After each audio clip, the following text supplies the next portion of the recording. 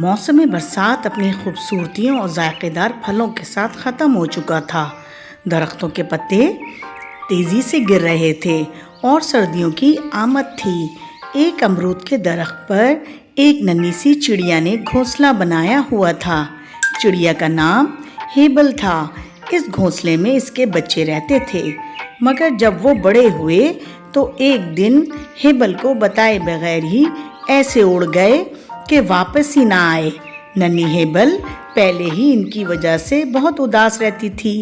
پھر جب سردیاں آئیں تو باقی پرندے بھی اپنے اپنے گھونسلوں میں دبک گئے۔ اب اس امرود کے پیڑ سے امرود بھی تقریباً ختم ہو چکے تھے، بس ایک آدھ امرود باقی رہ گیا تھا۔ امرود کے تنے میں چند بڑی بڑی چونٹیاں رہتی تھیں۔ ہیبل سارا دن شاخ پر بیٹھی ان چونٹیوں کو دیکھتی رہتی تھی۔ ہیبل سردیوں میں جب کبھی چونٹیوں کا راشن ختم ہوتا تو ہیبل سے امرود مانگنے آ جایا کرتی تھیں۔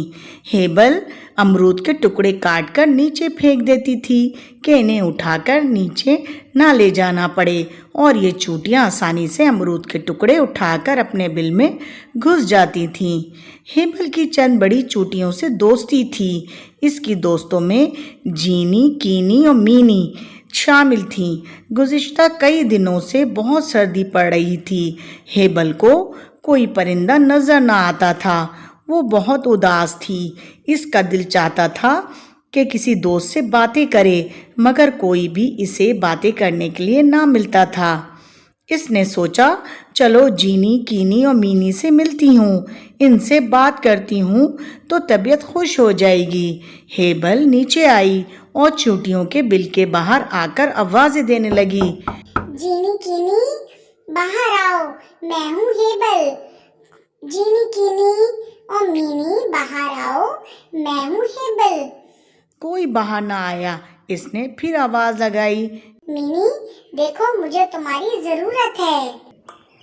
مگر وہ سب تو اندر اپنے گرم بستروں میں مزے سے لیٹی گرمیوں کی جمع شدہ پھل اور خشک میوہ جات سے لطف اندوز ہو رہی تھیں۔ وہ سب خاموش رہیں، کوئی بھی اس کی بات سننے نہ آئی۔ کئی دن گزر گئے۔ ہیبل کمزور ہوتی جا رہی تھی۔ کوئی انسان باہر نہیں نکلتا تھا۔ مہینے بھر سے شدید دھند اور سردی نے انسانوں کو بھی گھروں میں قید کر دیا تھا۔ کچھ لوگ بیماریوں کے خوف سے بھی باہر نہیں نکلتے تھے۔ ہیبل بیچاری کا سردی اداسی سے یہ حال ہو گیا کہ وہ اٹھ کر بھی نہیں چل پا رہی تھی۔ کچھ کھانے کو بھی دل نہیں چاہتا تھا۔ پھر ایک دن جب چونٹیوں کا کھانا ختم ہو گیا تو وہ پھر اپنے بستر سے اٹھیں اور کھانے کے لیے باہر آئیں، مگر باہر طوفانی بارش سے ہر طرف پانی جمع ہو گیا تھا، یہاں تک کہ پانی چونٹیوں کے بل میں بھی گھس آیا۔ ان سب کا کھانا بھی خراب ہو گیا۔ چونٹیاں سر پر پاؤں رکھ کر باہر بھاگیں۔ اب سوائے پیڑ پر چڑھ جانے کے ان کے پاس بچاؤ کی کوئی تدبیر نہ تھی، نہ کچھ کھانے کو تھا۔ اب وہ جلدی سے گھونسلے کے پاس گئیں اور ہیبل کو آوازیں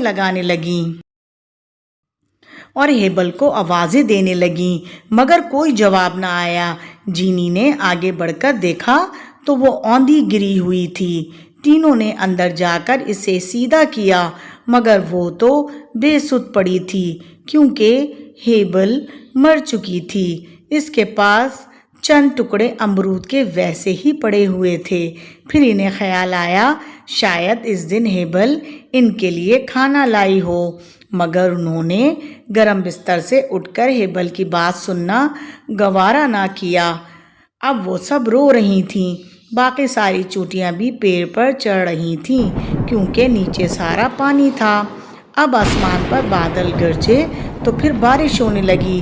سب نے مل کر ہیبل کے گھونسلے میں پناہ لی، مگر اب وہ بہت زیادہ دکھی تھیں کہ ہیبل کتنی اچھی تھی، انہیں کھانا بھی دیتی تھی۔ اب وہ جب مر گئی تو بھی اس نے سب کو پناہ دی تھی، مگر جب ہیبل اداس تھی تو انہوں نے اس کی بات سننا بھی گوارا نہ کیا۔ ہائے اللہ، ہمیں معاف کر دینا، ہم نے اپنی دوست کی پریشانی میں کوئی مدد نہ کی، مگر اب ان کے پاس رونے کے سوا کوئی چارہ نہ تھا۔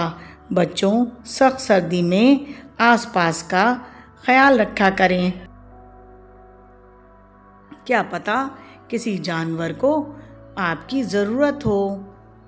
پیارے بچوں، میری کہانی پسند آئی ہو تو میرے چینل کو سبسکرائب کریں، لائک کریں، شیئر کریں۔ ملتے ہیں اگلی کہانی میں۔ اللہ حافظ۔